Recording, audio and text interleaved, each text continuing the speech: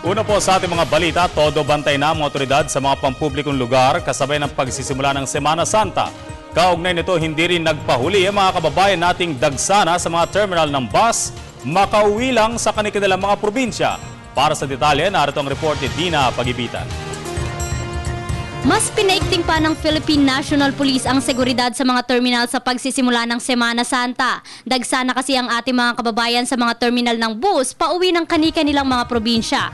Isa si Narlita Pibulan sa mga maagang nagtungo sa bus terminal pauwing Masbate upang makaiwas sa siksikan at ubusan ng tickets. Para nag-iwas kami sa maraming pasahero kasi marami rin kami. Gayon din si Luningning Huego kasama ang asawa at mag-iisang buwan na anak pauwing Bicol. Para maiwasan ang pagdaysan ng mga tao. Para maiwasan yung pagsiksik dito. Kasi yung bata. Wala naman daw nakikitang threat sa ngayon ng pulisya sa lugar at pinaiiral pa rin ang proactive ng grupo. Dito, police visibility at saka seguridad.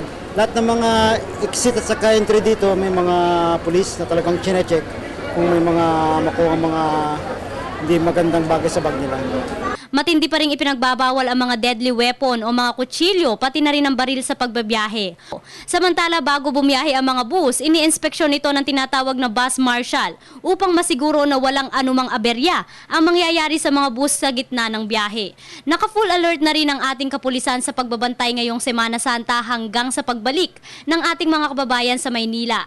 Nagbibigay rin ng leaflets ang grupo sa mga pasahero na naglalaman ng tips para maiwasan ang krimen at sakuna sa biyahe. May pakiusap naman ang pulisya sa ating mga kababayang biyabiyahe.